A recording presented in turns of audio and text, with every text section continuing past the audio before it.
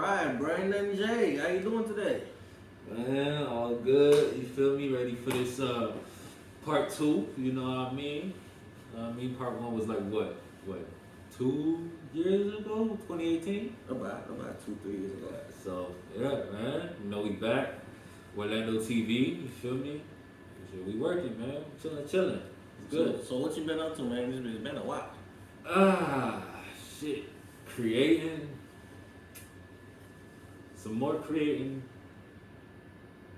And some more creating. I really ain't been dropping shit. I drop, niggas know I drop people who fuck with me. They know I drop like a project at the end of every year called the VHS tape. Yeah, we've been keeping up with those. Yeah, you know. You got 3 of them so far?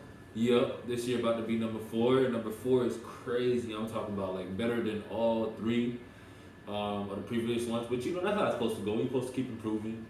But yeah, number 4 is definitely just finna take this shit to another level.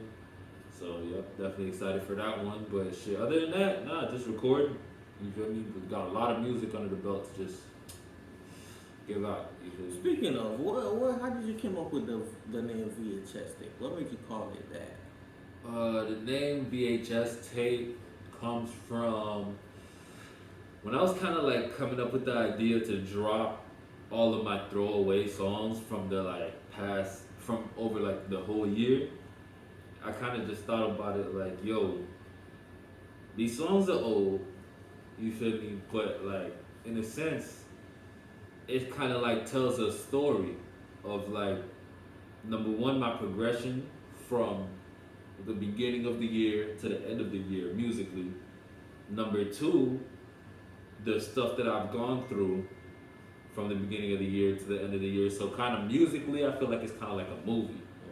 So it's like an old movie, and what do you kind of embody? What kind of embodies an old movie? Usually a VHS tape. You pop it in. I mean, CDs. I say CDs are kind of newer. So definitely to get the older feel, I definitely I wasn't calling that shit the CD tape. That shit would be retarded. Yeah. So the VHS tape, that shit sounded dope. I like the nostalgia. So kind of just ran with it. Okay. That's the answer was deeper than I thought, than I expected. But so you do got a new project coming out. What is the name of it? The new project is called Exordium. Exordium. My vocabulary is not up to par. What does that mean? Exordium. The dictionary definition is the beginning or introductory part of something, especially a discourse or a treatise. Okay. So came in dropping knowledge. Yeah. So that's the dictionary definition. I just kind of took out the discourse or treatise part and just kind of went with the beginning or introductory part of something, and that's kind of like self-explanatory. Okay. Just kind of let people know like this is the beginning of or the introduction to Brandon J. Because it's not the beginning. I mean, I've definitely been doing this for 4 years, and even before I was Brandon J. Like when I was Berkeley, you feel me? But only certain people will know that. To the world though, this is kind of their introduction to Brandon J. Definitely to the people outside of your fan. Yeah. Okay. So what can you tell us about this project? Like how many tracks, and what do you hope to gain, from this project? From this project, okay. So this project it has 5 tracks. 5 tracks, and I definitely hope to kind of achieve what the name implies. So kind of just introduce everybody to, number 1, my musical range. Number 2, my sound. And I want to say my sound, but it's kind of hard to say my sound because I make such diverse music all the time that it's like I can't really say I have one specific sound, but predominantly what my voice sounds like, who I collaborate with frequently, so because I got a lot of frequent collaborators that helped out with this project. So I definitely just want to achieve introducing myself to the people and kind of just inviting them into my world and kind of letting them get to know who Brandon J is, what he stands for, what he likes. You feel me? So that's why it's such a concise project. It's only 5 tracks. It's an EP, and it's in collaboration with R. Baron, the Money Corp. Shout out to Doc G. Shout out to D Money, TK, Picasso.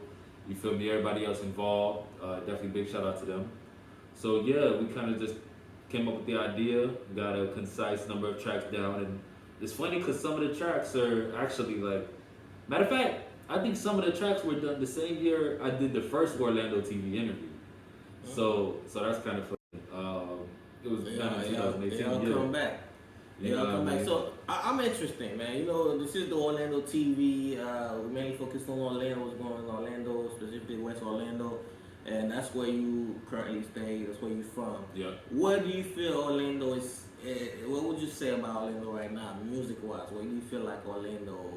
You know, you feel like they're in a good place right now musically, or what do you feel they're at right now? Orlando. That's a real, yeah. Orlando is like, I don't want to compare it to nothing, but I'll say Orlando is like a mixture of LA and Dayton, Ohio. It's like the reason I'm saying that. Yeah. Interesting. The reason I'm saying that is because it's like, boom, you got certain shit in Orlando that's kind of popping off, and people feel like they come to Orlando to kind of blow up and this and that, da da da.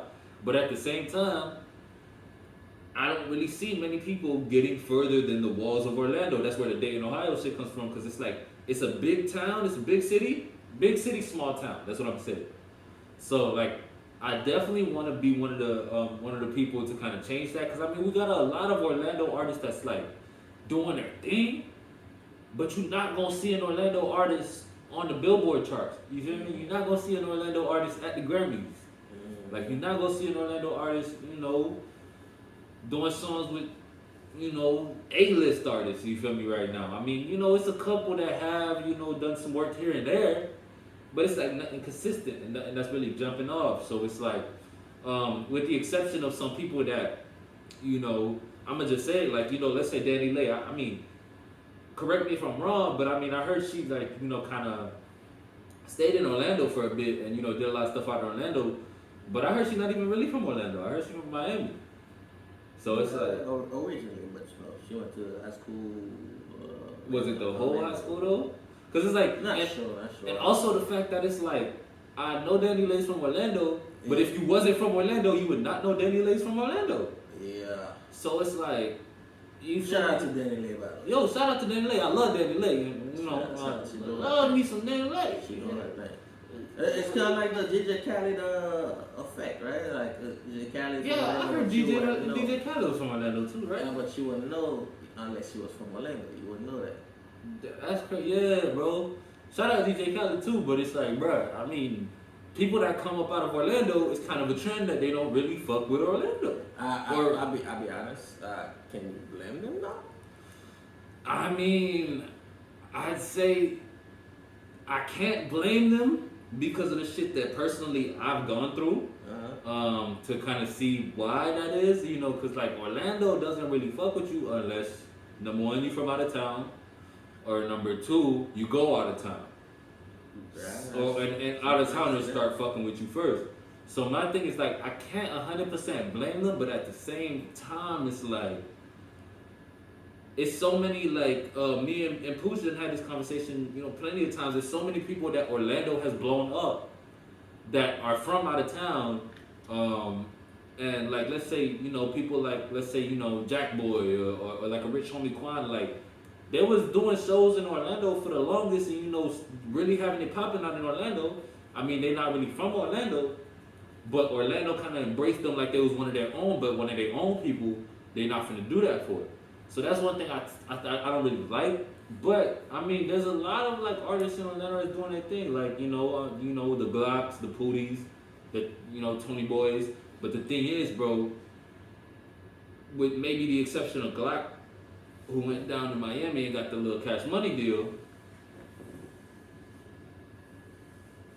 who are you really hearing outside of the walls of Orlando? You feel me? Who are you hearing outside of the lit nightclubs, the Vein nightclubs? What happened? Yeah, the lit nightclubs, the vein nightclubs. Oh, vein closed down. But you know, who you hearing outside of Orlando's speakers, bro? Like, I'm I'm not gonna go to freaking Atlanta. Well, maybe Atlanta, because Atlanta and Orlando kind of have a connection. But I'm not gonna go to Jackson, Mississippi, and go to the club and hear no whoop. I'm not finna hear no Tony Boy. I'm not finna hear no Loose Cannon. I'm not finna hear no even Hot Boy right now who's doing his thing. Shout out Hot Boy. I'm not finna hear them outside of and they're not finna really. Yeah, definitely. I mean, we don't have, I don't know if you have the answer, but I don't. But what do you feel? Because we kind of know the problem. What do you feel that anybody can do, like any individual or collectively, the city can do to, push the boundaries, like so that when artists do, start doing their movement, when they start, making it big in Orlando, the outsiders hear them, and not only the outsiders hear them, Orlando actually embrace them, like Orlando stand behind them. What do you feel would need to happen for this to, for this to change? Number one, it all starts with the DJs. It all starts with the DJs, and the reason I'm gonna say that is because as I done Pusha DJ'd events, I done DJ'd events, and I kind of see that it's like the responsibility all falls on the DJs. Like, I done seen recently, during quarantine, a couple of the Orlando DJs are having Zoom meetings and little meetings to kind of talk. I don't know what they're talking about. I'm not in this meeting, but I feel like what should be talked about in those meetings is like, yo, how do we get our folks to the forefront? How do we get our folks to the world? Because there's a lot of Orlando DJs and Orlando, influencers and people that get booked in other towns and other cities. Definitely. But I mean, maybe with the exception of Whoop, you're not gonna find them playing no Orlando artists like that. You feel me? When they go out, and do these shows. And if you a DJ from Orlando and you do that, definitely hit me up and let me know. Cause number one, I'ma definitely fuck with you for fucking with the city. But then number two, it's like just to kind of prove me wrong, because I'm not seeing, the proactiveness of the DJs to kind of see an artist. And even if you just pick, one artist or a group of artists and do something, like, if it's not really benefiting, them 100%, and, kind of just coming at a cost to the artist, then, the artist already has 100 cost on their head. It's really all up to, like, the DJs, you feel me? It's like, I understand, you feel me, the whole concept of, like, okay, you're an artist, you might hit a DJ like, yo, I'll pay you to, play my shit or whatever. But it's like, past that though, like, let's say, a little artist start getting some buzz in the city, you feel me? I feel like a DJ waits for that artist to get a song that everybody plays or everybody's already fucking with, just off some internet shit, to actually play that song, when it used to be the opposite. It used to be the DJs break the records from the artists in the city. So it's kind of like, I feel like the way that it is right now, it puts the artist at a disadvantage, because it's like you already gotta, kind of do all these spending, depends, how do you say it? Expense. Yeah, expenses. I almost fucked around and spoke Creole on niggas. They bust. You already got all these expenses, you feel me? Like, and it's like, on top of that, to pay every fucking DJ in the city to really, run some shit, it's like, it's not realistic, right? So boom. I'm not saying you gotta do this with every artist, because we got hundreds of artists in the city, but if you see an artist kind of putting in work, gaining some traction, it ain't shit to really play that shit. Like, yeah. Like, I was talking to Pooch about this too, like a motherfucker like a Derek Milano, right? Bro, I don't know, correct me if I'm wrong, but like, I wasn't hearing That Ain't Your Bitch in the clubs when you feel me? Like, when he had that shit out, I definitely never. To this day, I don't hear it. I've never, yeah, bro. And it's like, now, this nigga, I understand what you were saying too, like, how can you blame them for not really fucking with Orlando like that when they get on? Because it's like, bro, y'all had a chance to really kind of like gain or earn my, my respect and earn that relationship. So that, you know, when nigga do blow, because a nigga will blow, bro. A nigga will put in that work and blow, but niggas just don't believe in that shit. Like, so, I mean, I can go on forever about it, but it's like, I really just feel like it's up to the DJs, bro, to just take the initiative and just, it don't cost you nothing to play a nigga, bro. It don't cost you not one dime to play a song, bro. Mix it into your set here and there. If you do 3 clubs a week, right? It don't cost you not one dime to play this artist here, maybe throw this artist in here, see how the people react, and just be proactive. But nah, these niggas just want the bread, and that's it. And it's like a lot of times, bro, with the expenses that artists have, bro, they don't really have, like, bro, they gotta work. Then on top of it, they gotta work, and they gotta studio time, and then, you know, from that work, check. And don't forget, life is a real thing. Like, motherfuckers is really out here paying rent. Some people got kids, some people got car notes. So it's like, bro, that's really why I see the city not progressing. And I kind of seen everybody kind of trying to come together and help each other out a little bit. But this corona shit fucked all that shit up. All that shit up. Everybody fucked all that shit up. Corona fucked the world up, man. Yeah, man. Corona pushed the project back, pushed a lot of videos back. But it is what it is. We still rolling. May 8th, Exordium coming out. You feel me? Once again, shout out to the guys. Shout out to the Real Genius. Shout out to Road Runner J 2 times. Shout out to Pooch Poppy. Shout out to Official Jeffney. Shout out to Brianna Marin. Shout out to Yajo Cartel.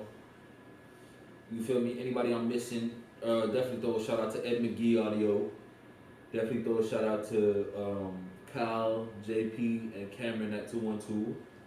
Definitely throw a shout out to Real Phil Studio. Phil, Steph. You feel me? Everybody. Just to kind of, you know, let everybody know who's involved with the project. Big shout out to, once again, Doc G, D Money, TKR Baron, motherfucking Picasso. You feel me? Shout out to me too. And shout out to God. You feel me? We out here. Exordium. Yes, sir. Bitch.